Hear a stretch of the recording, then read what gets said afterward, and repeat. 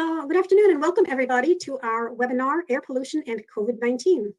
I'm Barbara Gottlieb. I'm with Physicians for Social Responsibility, and I am just delighted to be introducing and welcoming you to a special webinar, which is a joint presentation between PSR, Physicians for Social Responsibility, and the Alliance of Nurses for Healthy Environments. Today, we're celebrating the publication of our two reports, one from each of our organizations, on the question of air pollution and possible connections to COVID-19. Each of our organizations did produce a report. We will put the links to those reports in the chat section, and I strongly urge you to look them up and read them after our presentation is over. We do have a very full presentation today, so I'm going to get moving. Just one word about Physicians for Social Responsibility. We are a national organization of physicians, as well as other health professionals and concerned residents around the country, working to address the greatest threats to human health and survival, and certainly climate change is one of those, which is why we are looking at air pollution from fracking. Katie, would you introduce Annie for us? Sure, thanks, Barb. And I'm so excited to have so many people joining us today. If you don't know about the Alliance of Nurses for Healthy Environments, or as we like to call it affectionately, ANNIE, we're the only national nursing organization whose main focus is on the intersection of health and the environment. And we work with nurses and nursing organizations around the country and the world on a variety of environmental health topics, including climate change, clean air and clean water, and hospital sustainability. And we are really excited to share our report, Nurses on the Front Lines, Unmasking the Influence of Air Pollution, Health Disparities, and Oil and Gas Development on COVID-19, in which we examined the implications of the oil and gas industry and air pollution on communities in Colorado, Montana, and New Mexico in the time of COVID-19. Additionally, in our report, we highlighted the stories of nurses in each state as they shared their experiences and insights on the intersection of the pandemic, air pollution, and oil and gas operations. And you'll be hearing more about these stories today. So I can't wait to hear from all these authors. With that, I'll turn it back to Barb for some introductions. Okay, actually, let me just say one more word about the PSR report. The PSR report is a little bit different from the ANNIE report. We were looking specifically at the states of Colorado and New Mexico, and looking to see what the data told us about where pollution from fracking was intense, and whether or not there was a correlation between that and the number of cases of COVID-19 in those two states, and correspondingly the number of COVID-related deaths. So we do have, each of us has two co-authors who are presenting today about our reports, and I'll introduce the two speakers who are the co-authors of the report for Physicians for Social Responsibility. So the first is Dr. Edward or Ned Cutayer, MD. Dr. Cutayer is a pediatrician based in the Pittsburgh area. He earned his BS from the University of Vermont and a medical degree from Northwestern University Medical School, and completed his residency at Children's Hospital of Pittsburgh. As one of the founding physicians of the Pediatric Alliance, PC, Dr. Cutayer served as its president from 1997 to 2004. He worked at the Pediatric Alliance since 1990, and he's the editor of the popular pediatric blog, the PediaBlog, which you should all be following if you're not already. He's also a member of the American Academy of Pediatrics Council on Environmental Health, the medical advisor to the Southwest Pennsylvania Environmental Health Project, a real expert area on fracking, and I'm proud to say board president of Physicians for Social Responsibility, Pennsylvania. Our other speaker on behalf of the PSR report is Dr. Lisa McKenzie, PhD, MPH. Dr. McKenzie is a clinical assistant professor at the University of Colorado in Denver at their Anschutz Medical Campus, and she holds degrees from the Colorado School of Public Health, University of Colorado, and the University of Montana. Dr. McKenzie is a widely published researcher on topics related to the health effects of unconventional oil and natural gas extraction, which we commonly abbreviate as fracking.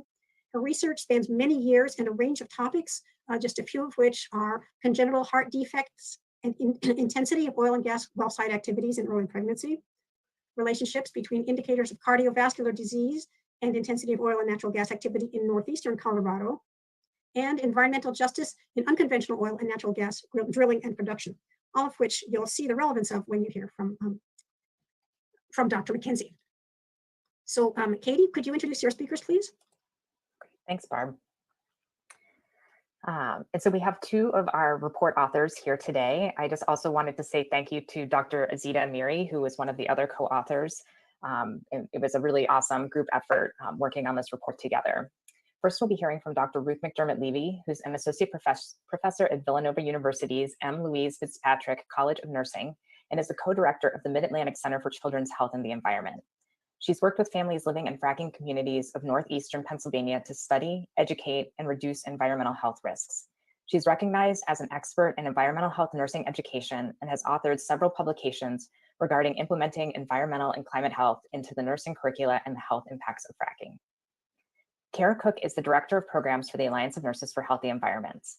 Her work with Annie focuses on engaging nursing organizations and individual nurses in environmental health advocacy, education, and practice change. And with that, we can hear from our first speaker, Ruth McDermott Levy.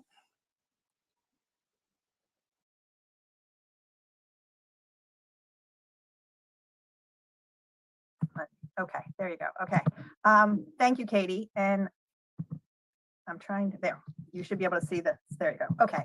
I was asked to talk about air quality and kind of how that influences health. So I'm going to do that and then add our the part of our report where we looked at the literature related to COVID-19 and air quality, and then also make the link with air quality and fracking. So really quickly, we have the criteria air pollutants that are set by the EPA. The two at the top here are the ground level ozone and PM 2.5, which is the fine particulate matter. And these are the ones that are most studied. And so that's why I have them highlighted. And they're the ones that we're going to be talking about the most today, actually. So this photograph is from the Denver Post, showing the ground level ozone that is surrounding Denver related to oil and gas development in the region.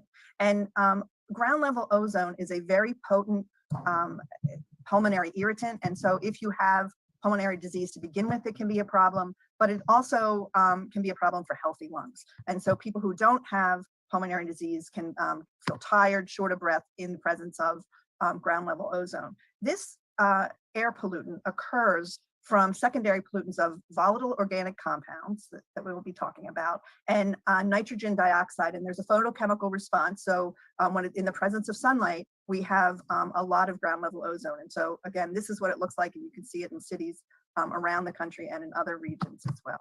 With particulate matter, these are very, very small particles for PM 2.5.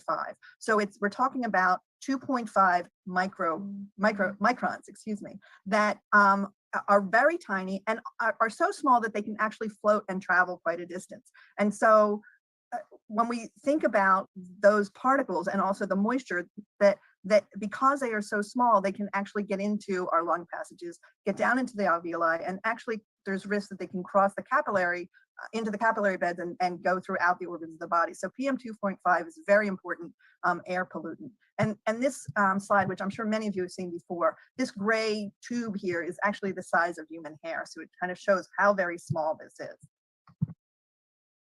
Air pollution affects all of us. Often we talk about impact on older adults because they have many comorbidities, but we see the risk also with pregnant women and its influence on the developing fetus. Pregnant women breathe more deeply, and so when they're in the presence of air pollution, it can be a greater problem because they're bringing in more pollutants. And there is a relationship between air pollution and fetal development, low birth weight children, and also risk of stillborn. The other thing that's really important when you're thinking about air quality across the life cycle and air pollution across the life cycle is the impact that our lungs do not fully develop until the third decade of life. And so that is for someone in their 20s, and you think about the activity of a young adult and things that they may be exposed to. So the reason I'm telling you this is that we worry, as I said, we worry about older adults and adults that may have existing lung disease, but we want to also think about the overall impact of the community, again, throughout the life cycle. So as this slide shows, the poor pregnancy outcomes that come overall with air pollution, but we also see, again, in adults, worsening or exacerbation of chronic illness, such as diabetes, cardiovascular disease, and respiratory diseases.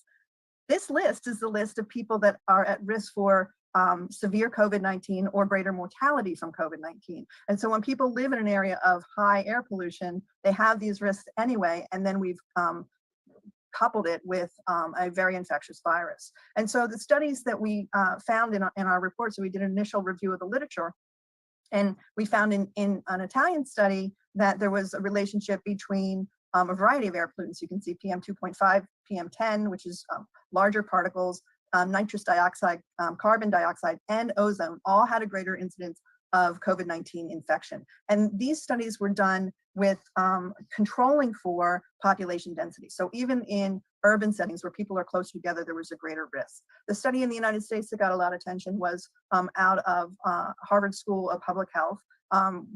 Dr. Wu and colleagues found that PM 2.5 increased the severity of the disease and greater mortality. As we move along and look at more studies related to COVID-19 and air quality, we also see the influence of the social determinants of health, where there's racial disparities of non-white males that didn't achieve high school education, testing positive more frequently than other groups of people. And then also with the Black population. And we've heard the risk for the Black community and how in densely populated communities with poor air quality, they had 2 times the risk of COVID-19 cases. And we're also aware of the mortality related to that. So that brings us to oil and gas development. And what we see with oil and gas development is not only at the well site, but truly throughout the entire pipeline. So from the time the well is started through bringing it to marketplace, there are areas where there's higher carbon dioxide, methane, hydrocarbons, particulate matter, ozone, nitrous oxide, sulfur dioxide, and silica. And there are studies also to support the influence of fine particulate matter around drilling and fracking operations, emissions near the waste pits of fracking with higher VOCs, and then also more asthma and respiratory disease. And there's also evidence to show that there's impact on the developing fetus and birth outcomes. So all of these coupled together with the greater risk for communities within the gas fields. So thank you very much, and I will take questions later. And our next presenter is Dr. Lisa McKenzie, and she will be talking about oil and gas impacts on COVID in Colorado and New Mexico.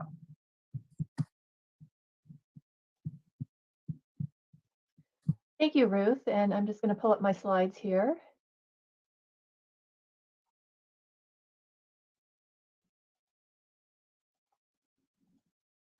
Hey, good afternoon, everyone. And I'm going to be following up with the information that Ruth gave us. And as she explained, oil and natural gas development is a source of air pollution, and it emits pollutants like particulate matter from all the engines and things that are used to produce the oil and gas. And it also directly emits things like the volatile organic compounds that are precursors to ground level ozone formation.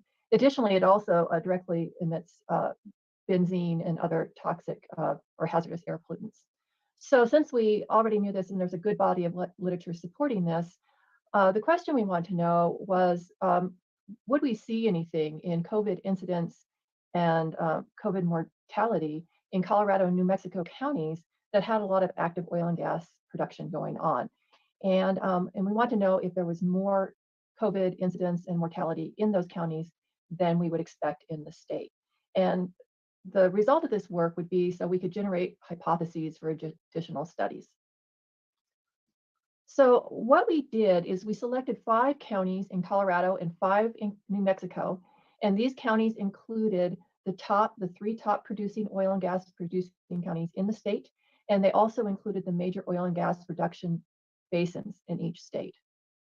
And then for each county, we used a standardized ratio method so we could calculate the expected number of COVID cases and COVID deaths based on state rates and compare them to what we were observing in the county. And because we already know that COVID varies, the COVID incidence and mortality will vary by age and race or ethnicity, we adjusted our estimates by both age and ethnicity, or rate, and age, race, and ethnicity, excuse me. So, and we did our poll of the data for COVID cases and deaths on October 12th. So we used information that was available at that time. We got our COVID information from US Facts, and we got our population, the state information population from Colorado and New Mexico sites. And what we found was that in Colorado, and we're first going to be looking at the expected cases of COVID here, the blue bars are showing what we observed in the counties. The orange bars show what we would have expected based on state rates. The gray bars are showing the age adjustment after we adjust for age, what we would have expected. And the yellow bars are showing what we would expect after we adjust for age and ethnicity. And what you can see here in Colorado is that in Adams County, in Garfield County, and in Weld County, we observed more cases of COVID than we would have expected. And even after we adjusted for the race proportions and age proportions in those counties. And I can tell you in Colorado that Weld and Adams County are in our Denver-Julesburg Basin, which is our major oil producing basin in the state. And Garfield County is in our the Piceance Basin, which is our second largest producing basin in the state. Now, I also want to point out, though, that in Broomfield and La Plata counties, where we had overall fewer, smaller populations, we saw fewer COVID cases than we would have expected. Looking at New Mexico, we also in Eddy County, Lee County, and San Juan County, we're once again seeing more observed cases of COVID as of October 12th, 2020 than we would have expected. In the two other counties, we observed fewer than we would have expected. And this is the trend continues even after adjusting for race and age.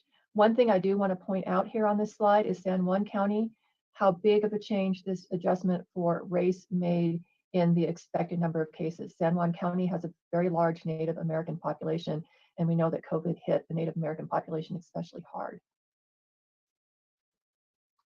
Okay, looking at the same numbers for COVID deaths, this is Colorado first, same color coding here. We observed more than expected deaths in Adams County and Broomfield County and Weld County. Looking at New Mexico, we saw, and I want to point out for New Mexico, for deaths, we did not have the state data we needed to make the adjustments for race and ethnicity, and this is a big limitation here, so keep that in mind. And where we saw more than expected deaths was in San Juan County. And so while we did observe this, I just want to point out that, as I said on the previous slide, that this is a very large Native American population, and not being able to adjust for that really makes this result very unreliable. So based on these results, it's not clear whether oil and natural gas operations are affecting COVID transmission, morbidity, and mortality in Colorado and New Mexico. That being said, the evidence is emerging that air pollution increases the risk of getting a respiratory virus like COVID and of experiencing a bad outcome, such as a hospitalization or death. It still would be recommended to reduce air pollutants from oil and gas pollution, oil and gas development, because they are contributing to the overall air pollution. And to really understand if oil and gas itself, the air pollution from oil and gas, is making a contribution to COVID, we need to be able to do studies where we can really look at individual data. And thank you for your attention. And I will now turn it over to Dr. Ketter. Thank you very much, Lisa. I need to go back. Sorry, I'm trying to get back over so I can stop sharing my screen. There we go. Very good. Hello, everybody. It's nice to be with everyone today. So I'm going to be talking about health disparities and fracking. We know a lot about fracking here in southwestern Pennsylvania. And we know that health harming pollution is expelled at every point of shale oil and gas operations, from the wellhead and beyond, through the pipelines and the compressor stations, to processing facilities and refineries, export facilities, and cracker plants that make one thing nature doesn't need any more of, which is more single-use plastic. The health risks to people living nearby are very real and very serious. The 7th edition of the Fracking Science Compendium was published recently by PSR and Concerned Health Professionals of New York. The compendium is an essential document, a fully referenced, up-to-the-minute compilation of the evidence outlining the risks and harms of fracking, collected from more than 2,000 peer-reviewed medical and scientific papers, investigations by journalists, and government reports. The evidence-based science tells us that fracking has grave health, environmental justice, and climate impacts. Especially where I live and work in Washington County, Pennsylvania, which is the most heavily fracked county in the Marcellus Shale region, we see with our own eyes that fracking scars the landscape and damages and degrades the environment. It pollutes the air, the water, and the soil that all of us depend on. It accelerates climate change. And fracking waste and pollution, along with all the stress it causes, makes people sick. Like previous editions, This 7th edition of the compendium finds no evidence that fracking can operate without threatening public health directly or without imperiling climate stability upon which public health depends. By the way, there's no peer-reviewed studies, zero, demonstrating that fracking is safe, because it isn't. Fracking is inherently dirty and dangerous, and industry rules and government regulations can't fix that fact. We also can't seem to fix the longstanding and systemic racial and economic biases that are revealed when the oil and gas industry and government regulators come to town and place oil and gas infrastructure adjacent to poor, underserved, and marginalized communities. It is in these same disadvantaged communities where we have seen increased morbidity and mortality from COVID-19. During the pandemic, we've learned that chronic exposure to air pollution and high rates of COVID-19 occur in tandem and disproportionately affect Black people, Native Americans, and Latinx people. We state in our report that oil and gas production sites are a major contributor to air pollution, and emerging studies indicate that exposure to air pollution is associated with increased morbidity and mortality from COVID-19. Indeed, we found in heavily fracked counties in Colorado that the number of cases of COVID-19 was disproportionately high among Hispanics. In New Mexico's oil and gas patches, disproportionately high levels of cases were observed among Native Americans. So during the pandemic, we've been hearing that we're all in this together. But is that really true? The disparities in morbidity and mortality that we see in people affected by COVID-19 and in people affected by fracking tell us that we may all be in this together, but we're not all in this together equally. The science tells us that fracking is an environmental justice crisis with injuries not borne equally by all. The same is true of COVID-19, where the oldest, the poorest, and the sickest suffer the most. In multiple regions where fracking is practiced, well pads and associated infrastructure are disproportionately sited in non-white, indigenous, or low-income communities. It is here, in these environmental justice zones, where health disparities are most apparent. Fracking is also more likely to adversely affect women. Multiple studies from various oil and gas patches in the United States and in Canada consistently link fracking to increases in crime that disproportionately harms women, especially violent crimes, including aggravated and sexual assault and sex trafficking. In fact, violence against women, especially in rural and indigenous communities, appears to be a feature and not a bug of oil and gas development everywhere on the planet. It shouldn't surprise anyone that women and children would be the most vulnerable and the most damaged members of communities dealing with environmental degradation and pollution resulting from fracking. Multiple studies now show that living near fracking sites can complicate pregnancies. Maternal exposure before and during gestation have been shown to result in poor birth outcomes like prematurity, low birth weight, small for gestational age newborns, and birth defects. All of these have lifelong consequences for children and their families.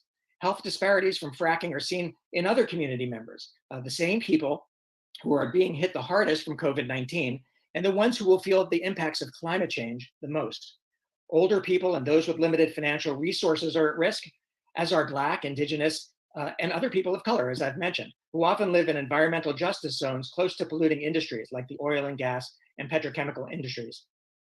Residents who have existing medical conditions like chronic lung disease, asthma, heart disease, kidney disease, mental illness, and those who are being treated for cancer and medically fragile children are at higher risk for having exacerbations of those diseases when exposed to the stress and the pollution from fracking. The situation is worse when people have limited access to quality health care, or if they're uninsured or underinsured, if they live in food deserts without access to healthy ingredients for a nutritious diet that support health rather than injures it, if they are overcome with stress from the noise and the odors and the light from nonstop drilling and fracking operations, and from the higher crime rates and violence we were just talking about in areas with few doctors, pharmacies, social services, and police. Workers in the oil and gas fields are also at risk. Fracking jobs are some of the most dangerous jobs in America. Industry workers who are exposed to physical injury, air pollution, chemicals, and radiation may not have the personal protective equipment or training necessary to protect themselves and their families from harm. And finally, we shouldn't forget our first responders. In the United States, the oil and gas industry is not legally required to disclose the identity of all the chemicals used in fracking operations. This secrecy puts first responders at a disadvantage when called upon to respond to an emergency, and it puts their health and their safety in danger. So I'm going to stop here and I'm going to turn it over to Kara. Thank you so much. So I'm going to try to share my screen here.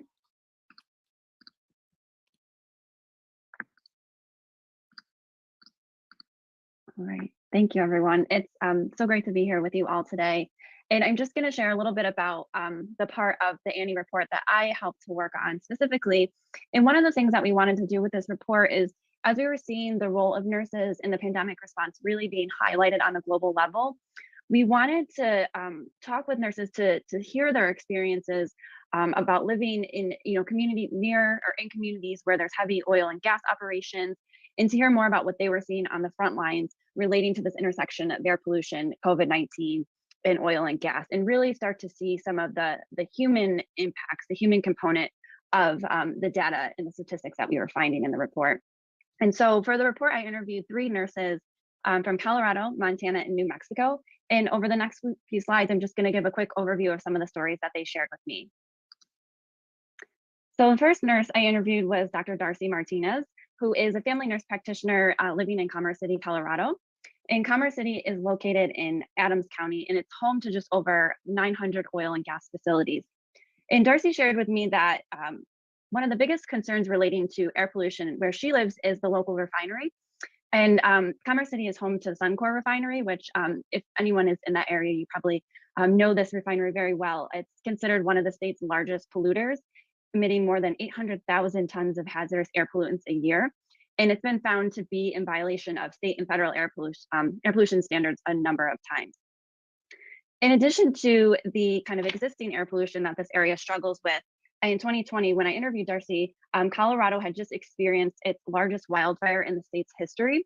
And what really stood out the most to me when I was talking with Darcy was kind of this impact of community already struggling with air pollution, and then you add in the COVID-19 pandemic and the respiratory issues relating to that, and then the health impacts of exposure to wildfire smoke. And it was just, this really deadly and unhealthy combination. Darcy also shared an experience with me that really solidified this intersection. In the summer of 2020, she took a role as a temporary school nurse at a local school in Commerce City. And her role is to help assist the school in preparing to reopen in the fall of 2020. And just to give you an idea of kind of where the school sits in proximity to the refinery, it's located less than a mile from the refinery, and it's also located near 2 major highways. So that kind of gives you an idea of what they're dealing with air pollution wise. She also mentioned to me that many of the students in the school have chronic health conditions such as asthma and obesity, putting them already at a higher risk of complications if they contract COVID-19. So it's really important that the school had good measures in place to be protecting the students and reducing the risk of COVID-19 transmission. And so one of the recommendations that was provided to the school was to increase building ventilation as a method to reduce transmission risk. And so they had a local HVAC company come in to provide, those recommendations on how they could do this. And what the company ultimately determined is that it was unsafe to do so because of the amount of volatile organic compounds in the air surrounding the school. So if they were actually to increase the building ventilation, it would increase the hazardous air pollutants in the school. And so that risk of harm was way outweighed the potential benefits of reducing transmission risk. And so they were not able to do that intervention. And it was incredibly alarming that school had to make these decisions, although likely not a unique story in communities that are plagued with environmental pollution. The second nurse I spoke with was Teresa Wicks, who is a nursing professor specializing in women's health and living in Billings, Montana. In Billings, Montana, Teresa mentioned there's 2 refineries located relatively close to where she lives. And she mentioned one of the communities that is near one of the major refinery sites sits in an area that's a lower income community, really directly surrounding the refinery. And residents often have concerns relating to air quality in the refinery's pollution. So this is a concern for the community. She wasn't directly seeing a correlation between COVID-19 risk and air pollution, but she was concerned about the potential interaction between these 2 components. And one of the biggest concerns she had was the combination of how air quality affects the immune system and the respiratory system, and the potential to affect Montana's aging population. And Montana is actually one of the oldest states, has the oldest population in the West. So this was a major concern for her as a healthcare provider. And at the time I was speaking with Teresa, Yellowstone County, where Billings is located, had some of the highest case counts and COVID deaths in the state. And the hospitals, in Billings and surrounding rural areas were approaching capacity. So again, this intersection becoming, a big concern in Billings. And then the last story, the last group of people I spoke with was Dr. Christine Casper, who is the Dean of the University of New Mexico College of Nursing, and then Dr. Catherine Zukowski, who is a toxicology and environmental science at the university. And they mentioned to me that from their experience, because the university works very closely with the public health officials in the state in the COVID-19 response, and they felt that the collaboration among public health officials and early decisions that were made by their elected officials really helped to kind of mitigate the COVID-19 rates and deaths in the state because of that adequate public health response. However, there were, and Dr. McKenzie mentioned this, there were some really hard hit areas of the state and areas that really struggled to control outbreaks, even, even though the state did have a pretty good response overall. And some of the hardest hit counties were in the northwest part of the state in the San Juan Basin. And over 20,000 oil and gas production facilities are located in these 4 northwest New Mexico counties that the San Juan Basin encompasses. And as Dr. McKenzie mentioned, the San Juan Basin also includes parts of the Navajo Nation, which experienced extremely high COVID-19 case rates and really struggled to control outbreaks. In addition to this area of the state also, struggling with pollution from heavy oil and gas industry, this area also has a toxic legacy of uranium mining. And so you have this heavy environmental pollution already on an area that is, struggling in terms of other health outcomes, and then you're adding on the pandemic as well. What Dean Casper shared with me is that there is a research group looking at the various environmental exposures and pre-existing conditions in COVID-19 risk. However, she really emphasized it was too early to tell what the potential intersection was. And it might take a long time for the science community to really understand those intersections, although they were seeing, concern for alarm and to be aware of the potential intersections of these areas. And overall, these anecdotal stories aren't meant to show causation, but really emphasize the intersection between air pollution from oil and gas, existing environmental pollution, and health disparities overall, and how these interact and affect health outcomes from the pandemic. And these stories really make a strong case for the need to ensure adequate protections for communities that are made vulnerable to adverse health outcomes because of environmental pollution. And I think that was kind of really emphasized in all of the presentations that went before me as well. And with that, I will turn it back over to Katie and Barb to facilitate Q&A. Okay, well, thank you, Kara, and thank you to all of our really wonderful speakers, Ruth McDermott Levy, Lisa McKenzie, and Ed Katire, and Kara Cook. So we are going to open it up for question and answers. I actually forgot to announce at the beginning, and I apologize for this, that if you have a question, please add it to the Q&A section. You'll see that as one of the little icons at the bottom of your screen. And Katie and I will take turns reading off the questions, and then we'll just open them up for the speakers, and all of our speakers can just speak up and pile in. Katie, would you like to start with the first question? Sure, thanks, Barb. So the first question is, I read that some oil and gas production was stopped in Colorado due to the pandemic. Might this have had an impact on your data? Sure, I can take that question. Early in the pandemic, oil and gas production was very much slowed down in Colorado, almost to a stop the first couple months of the pandemic. It has since slowly come back online, and now it's a much closer to normal. We actually have active development and drill rigs in the state. So that there are many things that could have impacted our data, the results. First of all, less air pollution at the beginning of the pandemic from oil and gas. There was also less air pollution, if everyone will remember, from everything at the beginning of the pandemic. Planes weren't flying, cars weren't driving. So a lot of sources of air pollution were curtailed. I'll also add here, the other thing that impacted this data, particularly in Colorado, was our wildfire season was particularly intense this year. And that would have been towards the end of August, September, and into October. We were having air pollution alerts from the wildfires in Denver, Colorado, and in the areas with our oil and gas development. So that's one of my points. It's really hard to tease out which source of air pollution might be associated with exacerbating COVID-19. But that takes a really carefully designed study to do that. Thank you. I'll read the next question. It says, I live in Arizona and saw the devastation COVID had on the Navajo Nation. What are your thoughts on why this occurred, especially since the Navajo power plant was closed? Anybody like to try to take a shot at that one? I guess I would say that Navajo Nation is underserved, and that's probably putting it mildly. I think access to healthcare is, from what I understand, is somewhat limited. I think that there may be inherent reasons of why Navajo Nation members got sick more frequently, perhaps even a genetic predisposition. I'm not sure, I don't know if that's true or not, but that's something to consider. I don't know about the occupations that people work at, but that is certainly a risk factor when it comes to COVID. We know people who are essential, so-called essential workers, who are working in certain areas of the economy have higher exposures, or at least did. I think they still do, but certainly earlier in the pandemic. I want to go back to that last question too. I think it's a mistake to really focus on well pads and drilling and fracking activity. If that is going down, yes, there is some pollution that's going to be lessened, but you're still running compressor stations, you're still running refineries and export facilities. You're still, taking some of that fracked gas and using it for other things, perhaps petrochemical production. Fracking is an industry that keeps on giving when it comes to air pollution, and it's not just at the well pad.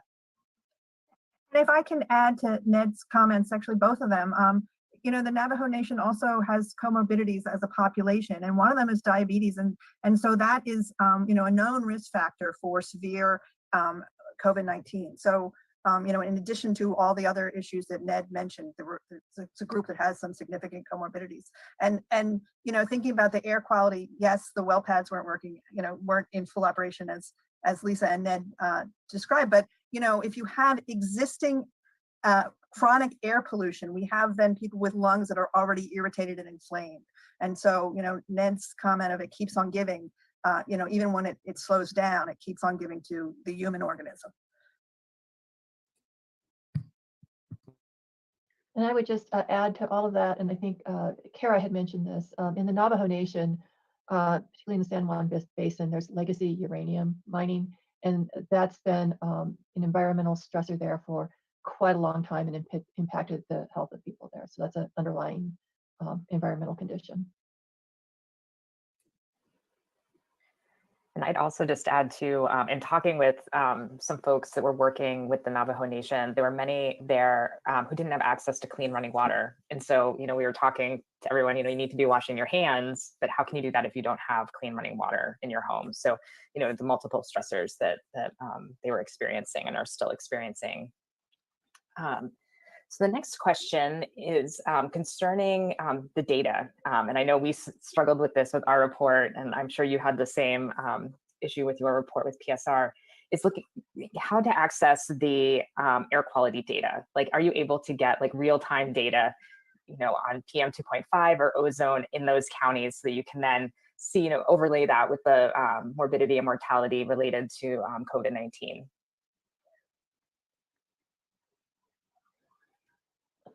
I'll take that one. I'll start with that one. That's kind of a tricky question, a conundrum. Yes, you can get PM 2.5 data and ozone data at the county level. Those are not the only air pollutants associated with oil and gas, and you can't get several of the other air pollutants associated with oil and gas. That's not being collected everywhere. Also, looking at things at the county level, and also looking at COVID at the county level, it's really a very high up look at it. It's oil and gas development isn't distributed evenly over the county. There are parts of the county that have it and parts that don't. So by applying a blanket air pollution measurement to everyone, that's going to obscure your results, make it very difficult to see. And that county level particulate matter and ozone is coming from many sources within the state and county. It's not only oil and gas. So that makes it very limited for us to use. So that would be one way to answer this question, and others might have some other insight into this.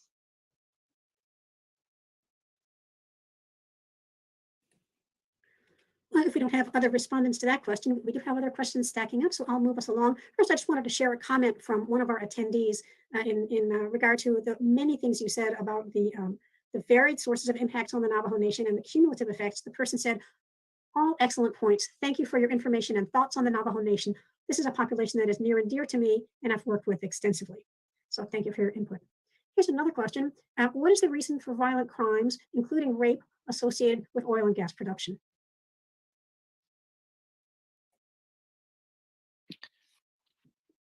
Why are women always the targets for violence? You know, it's not just in oil and gas patches that this seems to happen, and it's not just in the United States and in Canada where this seems to happen.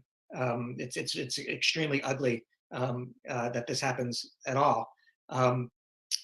You know, the people who come to work in oil and gas patches are very often not local people. They're coming from outside. They're mostly men, mostly younger men in an environment of other young men. And some of them live what they call man camps, where these are places where after a shift, they go and sleep, kind of like barracks. Some places here in Southwest Pennsylvania, there are hotels that put up the workers. They're coming from all over. There's a high rate of drug and alcohol abuse. That is certainly a contributor. It's just you know, there's no excuse for it happening, but this is something that happens. And like I said, it's not just, you know, in the Mountain West states or here in Southwest Pennsylvania, it's everywhere, and it's pretty terrible. And one thing I'll just add, because Teresa in Billings, Montana mentioned this to me as well. So in the back-end development in North Dakota, which is very close to Billings, Montana, she said they had over the years since that development was really booming, and you know they had the active drilling, and that they were seeing the ripple effects of the sexual violence, you know, coming not just around that area where the oil and gas was, but it was actually impacting people in Billings, Montana. So it's a very big reality for communities near these operations.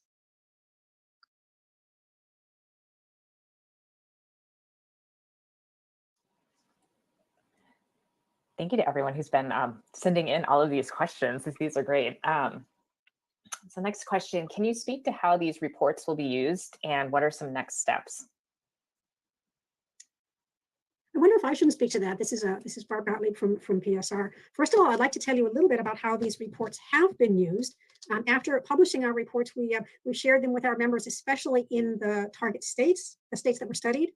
And a number of our members have used these reports already to write letters to the editor, to write op-ed articles, both of which are really valuable ways of increasing awareness and education about these kinds of issues that may or may not be on people's minds. And then also we have asked them to send, we have asked our members to send these reports to their members of Congress. And let me turn the answer around to our audience and say how these reports are used is in part up to you.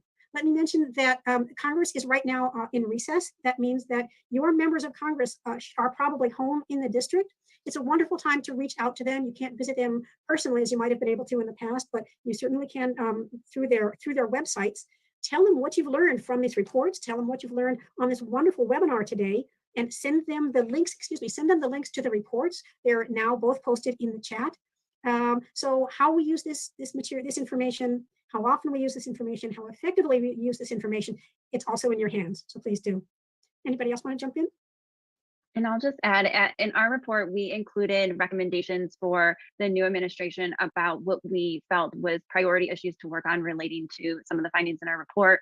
Things like reopening the review of the particle matter standards and ozone pollution standards, as those were the review was conducted during the last administration and the old standard was kept the same, and we felt that the science did not support that. And so that was one of our big priority issues that we're looking for the new EPA, the new administration's EPA to relook at, as well as just making the case for climate action and reducing air pollution or reducing environmental pollution in these communities that are just being bombarded with pollution from a variety of sources. So we've shared our report with the transition, at the time of the transition team, and then with the new administration's confirmation appointments, as well as the new EPA administrator, and we'll continue to do that with our advocacy work. Thank you. I think we have time for one more question. And this is one that I think will also turn back to the audience. It says, from Pittsburgh, PA, thank you for sharing with us your knowledge on the correlation of air quality and health effects. Unfortunately, we have had a difficult time with our county level health department to enforce regulations pertaining to air quality. Could anyone share any successes they may have had in dealing with local health departments? So I open that up to the panelists. Please jump in. And if anybody among our participants would like to answer, I would suggest that you raise your hand. And Julia, if I may ask you to unmute the people who raise their hands and call out their names, and then we'll see if we can bring them into the conversation. So who'd like to get us started? Any successes dealing with your local health departments? Can I say something coming from Pittsburgh myself? Is that our local health department, the Allegheny County Health Department, has been actually successful in several aspects when it comes to childhood lead poisoning, lead in water lines, getting infants and toddlers tested as a mandatory step in well child care. That's a success. And they worked very hard at that. And I would give them credit for that. I think they're limited in some respect as far as some of the air quality issues that are a little bit maddening in Pittsburgh when it comes to industrial pollution, and we're fighting them every step of the way. I'd say the same thing for the state health department. They've done very well in certain aspects, particularly the opioid crisis in Pennsylvania. They've done a great job with that. They've done a decent job, I would say, with COVID. But when it comes to fracking, they fall down and they can't get up. They fall on their faces, both the local Allegheny County and the state health department. It's crazy how they just can't, they can't do the right thing. They can't say the right thing. They just spout industry talking points as if, you know, they're getting paid by the industry, which we'll leave that for another discussion. But it really, when it comes to fracking, for some reason, they don't get it. And I don't know if we're waiting for anyone to speak, but I'm from a county in Pennsylvania where we've got pipelines coming through, and our health department hits it right back to federal. They're like, that's out of our jurisdiction. We don't worry about it. But I remind them that the residents aren't federal, they're county level. So yeah, no one wants to take responsibility. It's a challenge. Well, it's time for us to wrap up. It's perhaps not the most positive note to end on, but I think what we can recognize is that this has been a wonderful webinar. We've all learned a tremendous amount, and it's by sharing this kind of information that we can move our county health departments, our local legislators, our senators, congresspeople, and the administration. So I think that's what we all have to do. We'll be sending a link to the recording of this webinar around to everybody who registered. Thank you so much for joining us. And thank you to our wonderful presenters. Dr. McKenzie had to jump off. She had another meeting a minute ago, so she's already left us. But thank you, Ruth McDermott Levy, Ned Katire, Kara Cook, and Katie Huffling. Thanks to all. Goodbye.